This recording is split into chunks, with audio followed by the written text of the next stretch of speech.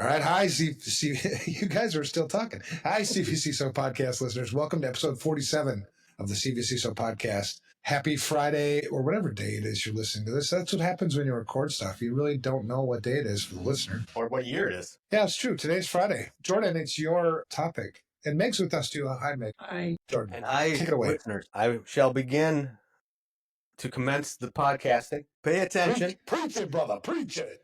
Today we're going to talk about failure. You are all failures. Anybody who's listening to this podcast right now, you fail. Are you like me? Are you like me? You just try and you try and you try and you fail and you fail and you fail. Well, I'm going to tell you today that there's hope. Gosh, Don't give up. Oh, you guys missed your callings. Start questioning your existence. question everything and you will find the answers. Yeah, so let's talk. Here's the, I was hoping to make this podcast kind of, structured. Maybe our listeners at this point. You said structured? Yeah, that'll work, Jordan. Failure. I failed to make this topic of failure structured. Yes, you did. But here's the truth. In your life, you're going to deal with failure. And today we're going to kind of talk about it, I guess from a vCISO perspective, but we, from a life perspective, from a, just in everything you do, anything you try to do that's new, different, you're going to fail. And I want to get to maybe some healthy tips on how to deal with failure. Some of what has been going through my mind is based on a book I'm reading right now called Chasing Failure by Ryan Leake.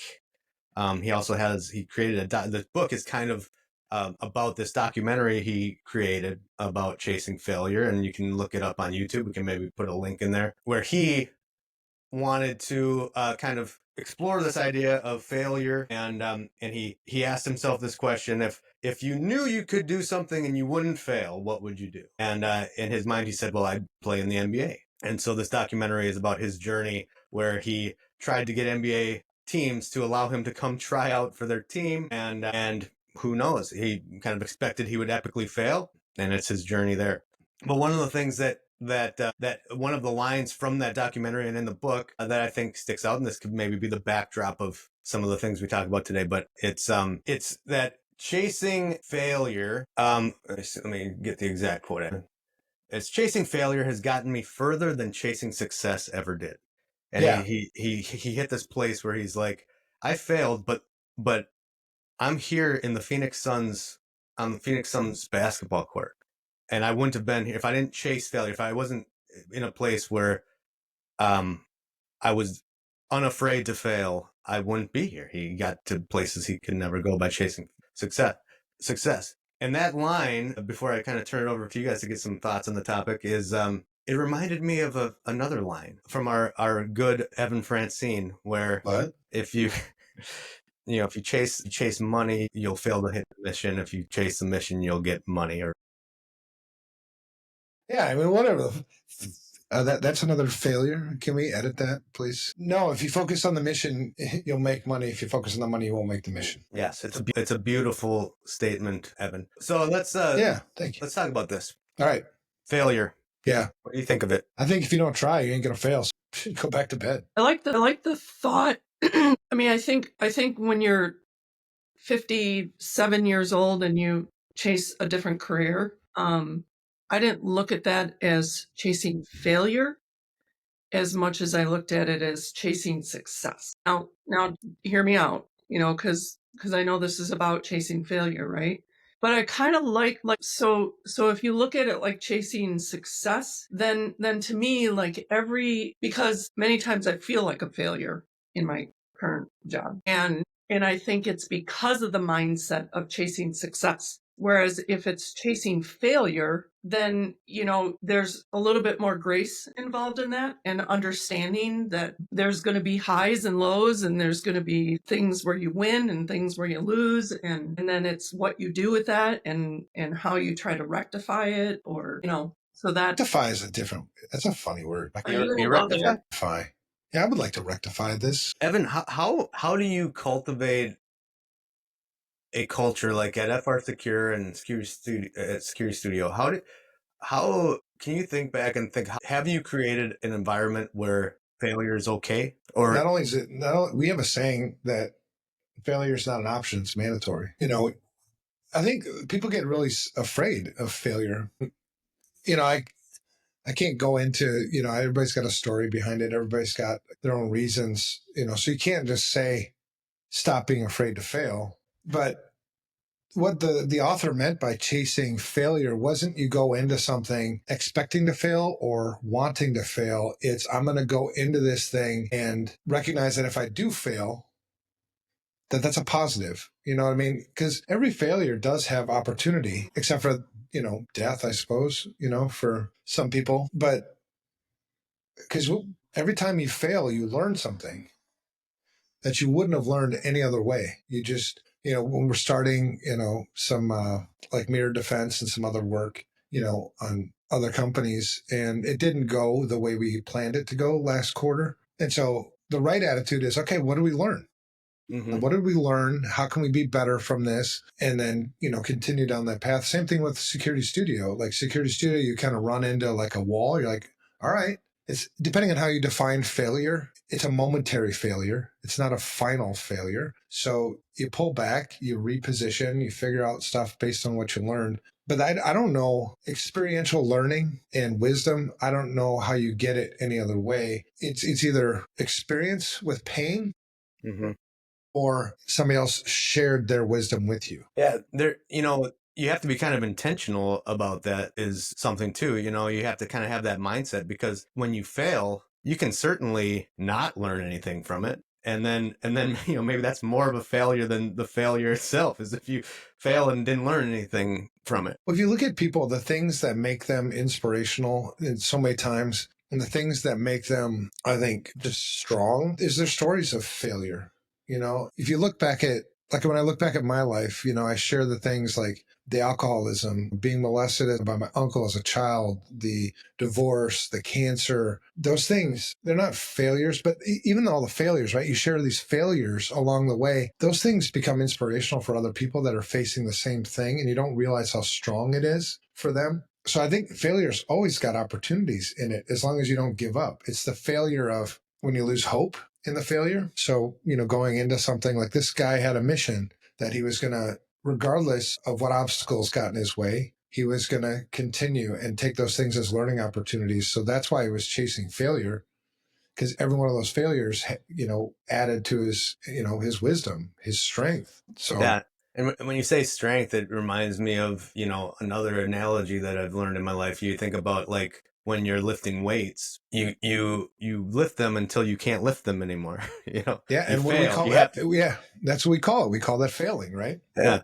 And that's that's how you build muscle. You lift to the point of failure, and then muscle grows, and then you can lift more until you fail again, and then the muscle grows, and then you can lift more. Yeah. And I think you have to, because there's lots of people that are afraid to fail. They're, for whatever reasons, they're afraid of what other people might think of them. They're afraid of, will I be able to handle the outcome of the failure? Well, there's just lots of reasons why people would be afraid to fail. They're always, it's like growth. You know what I mean? It doesn't feel good. You don't want to go through it, but a lot of times after you go through it, you're like, thank God I went through that. And it's the same thing, I think, with vCISO stuff. I talk to a lot of CISO friends that, I don't know if it's a mentor thing or if it's just a talking thing or what it is, and also vCISOs, and they struggle. Last night it was one of them, he's trying to manage up, and he's got a development team that's just, they're a piece of work, recognizing that what I'm getting is one side of the story. Right. And I tell him that as we're talking, I'm like, look, I get it that you're frustrated and angry and whatever with this person. But the challenge is, what does that person say? Like, if I had a conversation with them, what would they say? You're an asshole, you're a jerk. Or would they say, oh, I didn't know I was like that, I'm sorry. You know what I mean? So you have to get that perspective from them. But anyway, the problem is that relationship has gone to shit. And so it's a failure on that, but it's not permanent failure, right? They're both still employed there. You're both still alive. So you start talking about strategies to handle that, handle the failure and turn it into a positive. We run into the same things with, like, I failed to get this policy done. I failed to get FaceTime with the CEO. I failed to, sometimes you just have difficult clients to deal with. But it's the thing about most of your failures, it's not the end of the fucking world. You didn't die. And if you did die, and you're a Christian, it's like, hell yeah, let's go. Well, and in the book Chasing Failure, one point that he brings up too is that there's a couple things, like when you fail, sometimes it's something where you get back up and try again. But sometimes the lesson from failure is actually kind of honing you into a different direction that's maybe more in your what he calls the sweet spot. And we can talk a little bit about what he means by sweet spot. But like sometimes failure is good, not because you have to just keep doing it, but because it's directing you where you need to be. Yeah, you're doing it wrong. Yeah. You don't have for a skill sure. set there right now, or you don't have a passion for it, Yeah. I think the important thing there is that you're learning from the failure then, because some people can go through that and there's a quote unquote failure, and then they go on to the next thing, and then there's a failure, and then the next thing, and it's because they're not growing and learning from the failure. Totally. Like the guy with the video that you shared me. He's in this Phoenix Suns tryout and he's got that 3-minute run and, like a 3-minute sprint. And, I guarantee you, if he were to ever try out again for another NBA team, he would have that nailed down. Mm-hmm. He would train for that 3-minute sprint. Yeah, for sure. I mean, failures are always opportunities for growth, because I think a lot of times people take it too personally too. Like, you tried this thing and you failed. You failed at that thing. You're not a failure. That's a different thing. Like, I'm not a failure for failing. I just failed. I just either try again, try a different strategy, a different approach. But, if the thing that I'm seeking out is important enough to me, I'll keep going, and I think that if you give up on this thing that you're trying to do, obviously it's got to be a realistic thing, because sometimes that's the failure. You're just being unrealistic. What you're looking for is never going to happen. Like my son, in high school, he wanted to play in the NFL someday. All right. That's a good goal, but you're not a failure if you don't make the NFL. Right. Well, it may just not be cut out for that. And that's a good kind of side lesson right there for leaders, for parents and stuff like that. Like, to make sure that as you're talking about failing, it's not that they are a failure. You can talk about the failure, but if you make it about them being a failure, and that's kind of the approach, like that's completely different. And that's toxic. For sure. Well, and you have on certain things like that, right? You got to find your path. Maybe you weren't cut out to be an NFL player. Maybe you weren't cut out to be a doctor. Maybe you weren't cut out to be in cybersecurity. Maybe you were cut out to be a garbage collector. What's wrong with that? And that's like a life purpose thing. It's crazy how many people you see going around in life without a purpose. They haven't taken the time to be like, yeah, why the fuck am I here? What is my purpose? And so I tell people, like, my story, because I didn't know what my purpose was. I tried all kinds of different jobs. I was a cashier, I was a security guard, I was a stockbroker, I was a loan officer, I was a bill collector, I was a bartender, I was a warehouse worker, I was a furniture installer, I was a warehouse manager, all before I got into IT. All those things at that moment were minor failures, but I guess you could look at it that way. If my measure of success was to be the best stockbroker that ever lived or something. So all those things, and they were all used to change course. Like, no, I'm not made out to be that. I'm not supposed to be there's just no purpose for me in that. And then you get to IT, you're like, oh shit, found it. So you can use failure to certainly navigate things, and as a vCISO, when you're working with clients, that's how we built the vCISO. It wasn't built out of success. It was built out of failure. Did that work? No. Did that work? No. Oh, that little piece worked. Okay. You just take those things and put them all together. But I would say in my career, I've definitely failed more than I've succeeded. The success, I think, is a culmination of a whole bunch of failures. Yeah. There's a lot of weight to the idea that if you aren't failing, then you're probably not trying. You kind of alluded to that earlier. You're not trying. You're not pushing yourself. You're not doing anything new or growing, because if you were, then you'd likely fail a few times. Yeah.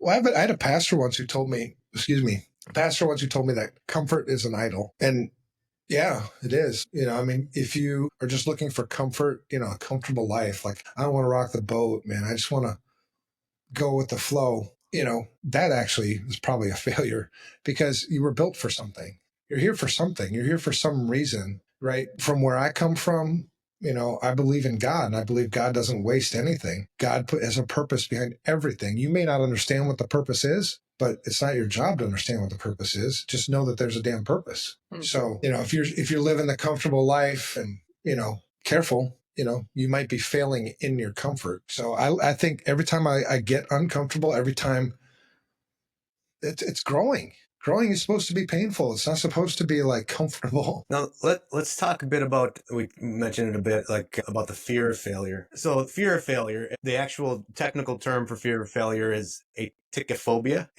What? Aticophobia. The American Psychological Association defines aticophobia You as get the all persist. scientific on me and shit, I Jordan. just Come want to on. hear you guys' thoughts on how it's an interesting way that they phrase it. The definition of aticophobia, the fear of failure, is the persistent and irrational anxiety about failing to measure up to the standards and goals set by oneself or others. Let me say that again. My picture right next to that. The persistent and irrational anxiety about failing to measure up to the standards and goals set by oneself or others. Irrational was the key word in all That that. word stuck out to me as well. And that's like Because the it kid. doesn't have to be. That's like my It son who wanted doesn't to play in the feel NFL. irrational though. When you're That's in like my it, it son who doesn't wanted to. feel it. No, but that's why you have to get some. That's like with most phobias, right? There's always extremes. Like there's some who have no fear, just no fucking fear. Well, that's reckless, and you'll cause destruction, in your wake. And then there are people that have the irrational side where they're paralyzed by it. And I think you have to. Both sides have to get support to try to, because it's unhealthy, like anything in life, right? If it's out of balance, isn't it unhealthy? When it's in balance, that's where, the healthy shit is. But yeah, so if you do have that irrational fear and it interferes with your life, like there's some irrational fears I have. Like I don't like, what the hell do I have? I'm trying to think. Do I have an irrational fear? Well, say I did. What about rock? Fear of wearing socks. Yeah. Yeah. I don't. What about rock climbing? Climbing, height. I just don't like to do it. There's just nothing motivating to do that. It's like, it looks like a lot of fucking work to just, like I could just take a helicopter. That'd be more fun. No, I don't. Yeah, I don't think I have any necessarily irrational fears, but the rational thing would be to think through what happens if I do fail. Let's say my marriage fails. I don't ever want that to happen. I adore my wife. I love my wife, but would I live through that? Yeah. I would. I mean, it would be a failure. And what would I learn from it? Can I be a better human being from it? Because I can't control it anyway. She could go batshit crazy, or she could just say, what the hell did I do marrying this guy? There's always these scenarios that can play out, in business. What happens if the business fails? What happens if FR Secure goes to shit? What happens if it's all okay? You put it in perspective. It's not what anybody would want to happen, but I'm still here. Well, that's a good kind of segue to, I was looking at some things that Simon Sinek was saying about this, and he made a pretty good point. That failure is such a weird word because there's a big, huge spectrum there. There's big failures, catastrophic failures, and then there's little lesson learning failures. So he said it's similar to when you say cancer. There's a difference between, stage 4, liver cancer and a mild case of melanoma or something. It's and so you just say failure, but he prefers the term falling for these things, like where you're trying things and you're falling, and you're falling forward, you're growing, you're getting better. But there is a reality of failures that, I mean, no one is really chasing that type of failure. Yeah, there's the reckless failure, like, yeah, just reckless shit that I do. But as long as you're still alive, you haven't failed. I mean, put it all in perspective. Like these things happen all the time. And what you think is a failure might actually be a success because you were measuring the wrong damn thing. You had the wrong expectation, So on the other side of this thing that didn't feel good, it felt uncomfortable. And in your mind, it was a failure. When you look back at those things actually ended up making you the person that you are today, with the wisdom that you have, the strength that you have, the inspiration that you have in your story that you never would have had if you'd not gone through those quote unquote failures. So then those failures that you thought were failures actually end up being successes in a grander in context with your life, right? So it's like, I remember when I was diagnosed with cancer, I told Marla, it's like, no matter what, I win. She's like, what? I'm like, yeah, because let's say that it's like, oh, it's, cancer, take out the kidney and you're good, right? Well, that's a win. Or it's a long drawn out battle with cancer and I die or I live, right? Either way, what a great opportunity to inspire others, on how we're going to approach this thing head on and we're going to do the best we can and whatever. Or you just flat out die. Well, I'm looking forward to that, believe it or not, just because I want to see Jesus face to face. So from that approach, it's like, there's no such thing as ultimate fail in my life. It can't happen. So then that gives me a strength, a confidence, a boldness, like no matter what happens, it's going to be okay. If God takes away every dime I've got, destroys my marriage, destroys my business, I'm going to be okay. It's not a failure. And so I think to take that same kind of approach to, CvCISO, your own marriage, like, oh, I don't really want to open up and be my true self because my husband or my wife may not like me and my marriage will fail. The failure is you're not being yourself, really. And if the outcome is that, we just measure the wrong things. I know Kevin struggles a lot with this kind of stuff too. He's a very close friend. Sometimes failure is just having unrealistic expectations. Can you teach yourself to not have any expectations, to go into something and just, let's see what happens? Because a lot of times failures is, if you set expectations and you don't meet those expectations, well, then in your mind, you failed. But if you didn't have any expectations, did you actually fail? Let's fill this up. Well, I mean, you're right. There's another perspective too that Ryan Leake mentions in his book where, so there's this idea of failure, making, if you're learning lessons from it and you're growing, there's a benefit to you. There's growth for you. There's failing and finding where you're going to succeed through some of those failures. But he also poses a question like, would you be so afraid to fail if you knew that your failure would set someone else up to succeed? Say that again. Would you be so afraid of failure if you knew that your failure would set someone else up to succeed? See, there's so much wisdom in that. That's absolutely true. That's what I was talking about, that inspiration things, you know what I mean? Yeah. You want other people, I want the people that I lead to be better than me. Right. And so, and I think take it as like a fatherly approach. Like I want my kids to be better than me. So I'm going to go out, I'm going to be bold. I'm going to try to set an example, and then I'm going to fail on a bunch of things. And I'm going to learn from those things. I'm going to share those things with my kids so they don't repeat the same mistakes. That's what keeps the ball going forward. Right. If I didn't try to go out there and push the envelope sometimes and some things, and then share those experiences with my children, well, then the ball doesn't actually move forward, right? It just kind of, they're going to repeat the same stupid shit that I didn't do or something. It just... Yeah.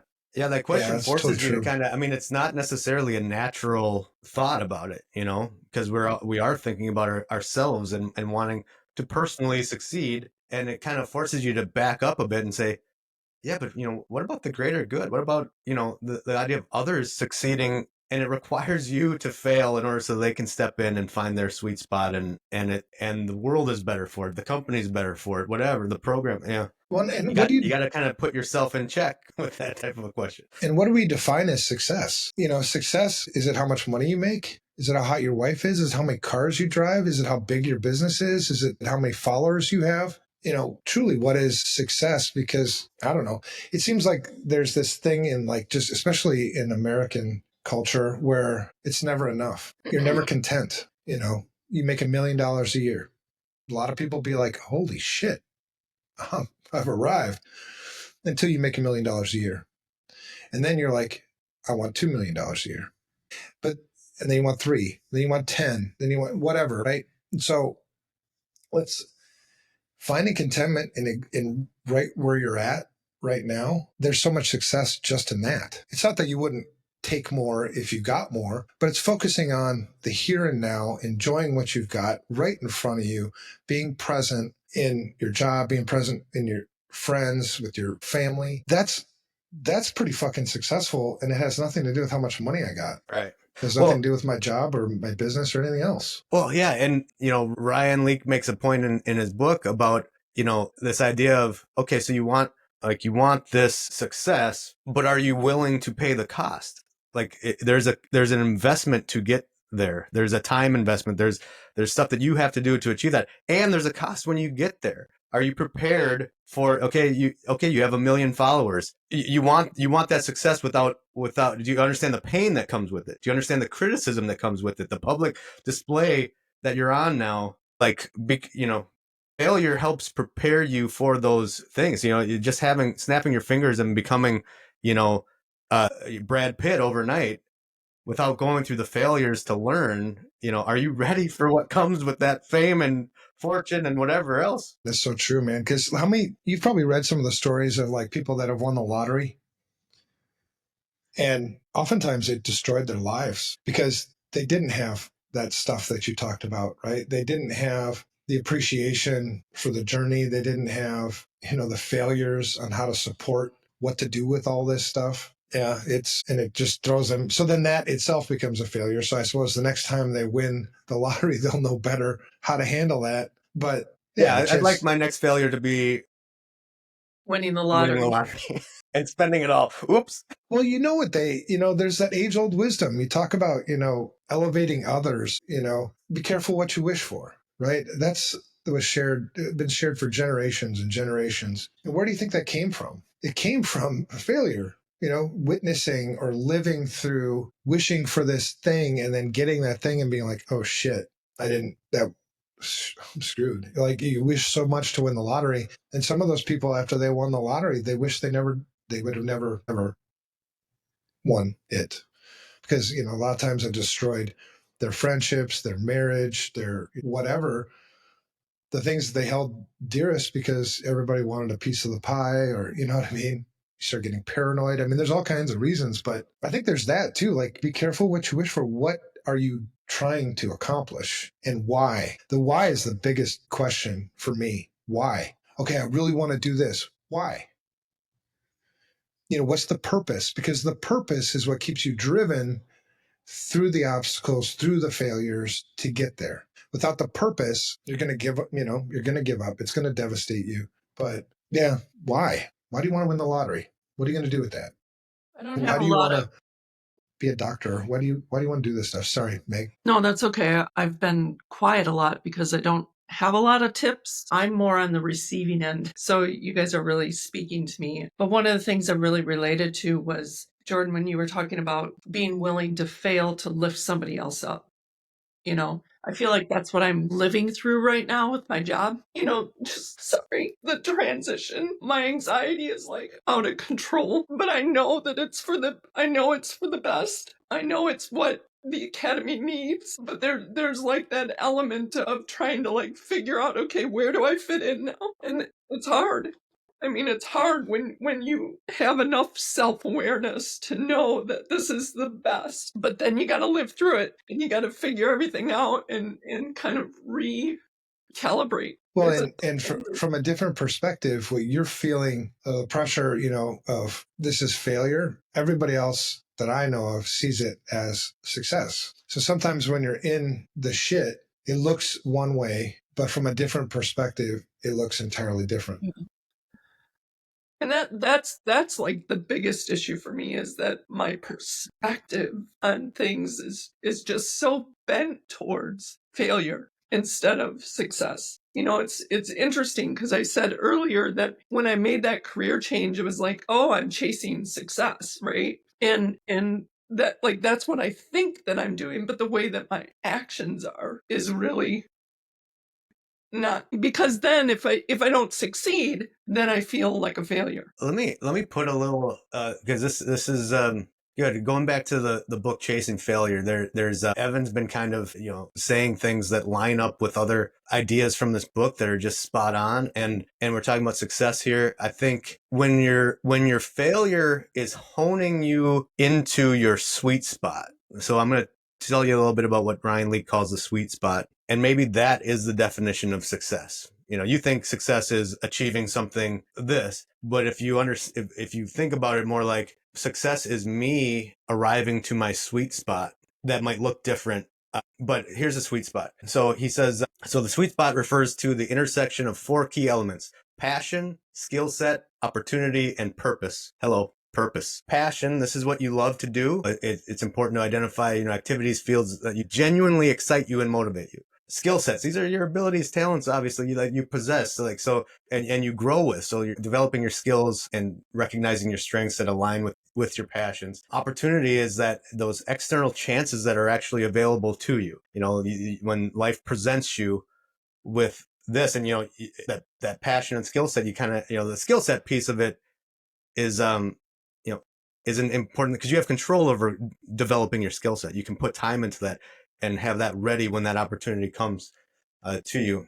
But sometimes you have to create opportunities yourself. He mentions there are opportunities that come your way, but sometimes you got to create those yourself that match your skills and your passions. And then, of course, purpose. This is the deeper meaning or mission behind your actions. And you have to understand why you do what you do and how it contributes to a larger goal or impact. So if failure is leading you to success, and what that means is actually you arriving in your sweet spot. You're doing something that you're passionate about, that you have the specific skill set for, that you have created the opportunity, or the opportunity has presented yourself with it, and it's fulfilling your purpose. That's a success. Yeah. Yeah. I can relate to that. I mean, I relate to that. And I think a lot of times having more of a focus on the teaching and learning aspect of the academy is more of my sweet spot. And so I can relate to that, Jordan. When you can take the time when things are less, because we're getting ready to really push further, right? To grow the academy. You have to be patient with a lot of these things. But maybe this is time to figure out your sweet spot too, right? To play around, to figure it out a little bit, right? But, I think the anxiety is like irrational fear, right, of things. And we all have different levels of anxiety. So, because you also, you can take it and go like, well, what's wrong with me? I'm broken, or, whatever. In some cases we are, right? I mean, we've all got our flaws and shit, but I've always thought like the things that I was afraid of, I think that's why I have less fear now. It's because I've faced a lot of the things that I was afraid of, right? And in perspective, the thing that you're facing, things that, the listener right now, something that you're facing right now seems like it's the biggest, thing ever. Like, God, I hope that never happens. There's no way we would ever recover from that. In perspective, it's actually not that big a deal. It does seem like it when you're in it. I get it. Like when we lost our house, in the early days of, FR Secure, we had 4 kids at home. And it was like, it seemed like that was the most important thing ever. Now looking back in perspective, it wasn't that big a deal. And the more times I run into things that at the time seems like a failure, they end up being not that big a deal. And they actually end up being successes because you can share those stories with other people. Like, you're going to lose your house. I understand. I've been there too. Let's talk about it. Because really, in perspective, like, there's nothing you can do to me that's going to drag me away from the ultimate success, which is to hear Jesus say, well done. There's no way you can take that from me. So I cannot fail. My entire life, there's nothing I can do to fail in that perspective, which then gives you like this empowerment, like, yeah, I'll take a risk on this. I'll try to start another business. I'll try to grow a business. I'll try to, take this on. Shit, that hurt a lot. In perspective, there ain't no failure here. It's all just learning opportunities. All just trying to be a better me. Well, and you can take calculated risks too. Like being unafraid to fail doesn't necessarily mean that you just walk into oblivion. You don't just like, I'm going to quit my job and start a business and I'm not afraid to fail. Like you can take steps, you can take safe calculated risks that don't put you and your family into a chaos. I mean, there's sometimes when, you're going to have to take a leap of faith, but like, you don't have to blindly go after something saying, hey, I'm not afraid to fail. You can. Yeah. I've had So many people over the years ask me, like, give me some advice for starting my own business. And the biggest piece of advice that's emerged over the years is commit. Either do it or don't do it. Yeah. And let's say you do it and you fail. Okay. Something urged you to do it. At least you can, the failure in not do, like if you called to do it, like the purpose and the fact that we're even having the discussion about you starting your business should tell you something. You want to start your own business. What would failure be that you went out and tried it and it didn't work, or that you never tried it and 30 years down the road, you have this regret? I wonder what if I would have tried it? You're going to have to live with that. So, look at things from kind of that perspective, like, and it is all calculated, right? I want to start my own business. Okay. Well, then what's failure, right? Is the failure that you tried and it didn't work out, or that you didn't try and you're always going to question what if? I'd rather go the first one, because then I can cross that off my list. Yeah, that just wasn't meant to be. I'm just not going to be a business person. So let's focus on something else. Or maybe I did the business wrong and I learned some things about how to do business better, and we'll start again. It's the regrets that I think I would probably most, if there was something I would look in my life and call a failure, it would be to have regret. One thing, as we're kind of wrapping up here, I'm going to go back to the fear of failure, the aticophobia, if that's how you pronounce it. But so another kind of resource here is, the symptom. So I'm just going to kind of go through the symptoms of this fear of failure, some of the causes, and maybe we can talk about ideas on this. Some symptoms are extreme anxiety or panic when facing a challenge, avoidance of new opportunities or difficult tasks. Being unable to take advantage of opportunities when they present themselves to you, because you're allowing this fear of failure to reign.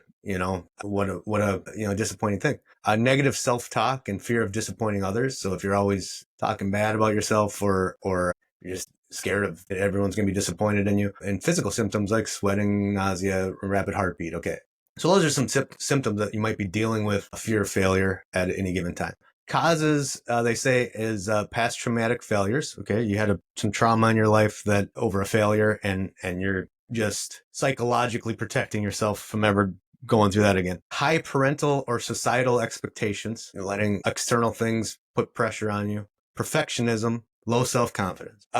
So those are some things that lead to a fear of failure. One of the things, so they talk about some treatments here. There's, behavioral therapy and stuff like that, going to a counselor, mindfulness and relaxation techniques. But one thing that Evan already kind of touched on naturally is exposure therapy. Gradually exposing yourself to those situations and your fears. Now you don't, like I said, you don't have to face fears that have dire consequences, but you can take one step a day, one thing, face something new, try something new. You can take practical steps that you'll then train yourself to, that it's okay. Like, I failed at this, but I'm still here. Like, still alive. It didn't, cripple me. I'm moving forward, and start celebrating those wins every day.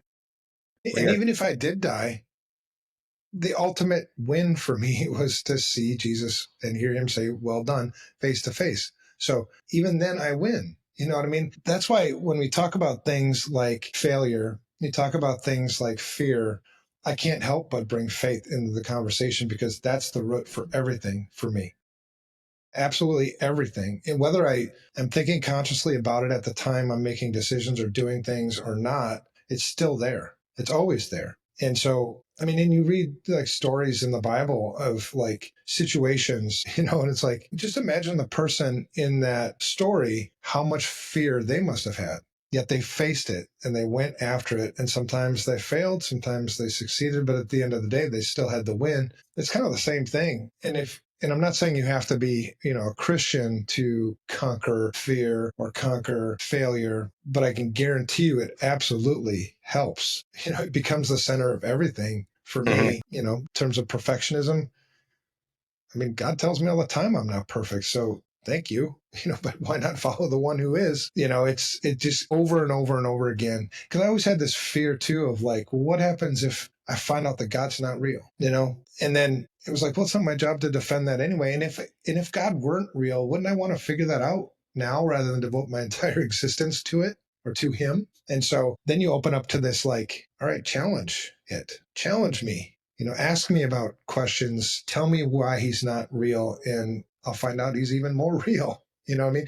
So there's just this fear thing that doesn't really exist. I know I'm afraid of big bugs. Like we had an elephant beetle, like that fucking big. Yeah, I didn't like that. All right, I have to wrap this thing up because I got dogs coming over. But I don't know. Hopefully, there were some practical things there. I know I didn't structure it perfectly, but there's a lot more to go into that we could touch on. Creating an environments where failing is okay, and people are comfortable with that, and other techniques to make sure that you are learning something from your failures. But I don't know. I appreciate you guys talking about this with me because I think everyone has to deal with it. Thanks for bringing it up, Jordan. Yeah, it was a good topic. And it's like one of those life things too, right? It doesn't just apply to CvCISO or vCISO work, but you'll find that most of the stuff that's the most impactful in vCISO work is actually life stuff. So yeah, great topic, man. Great conversation. All right. Well, thanks for tuning in. See you next week. Yeah.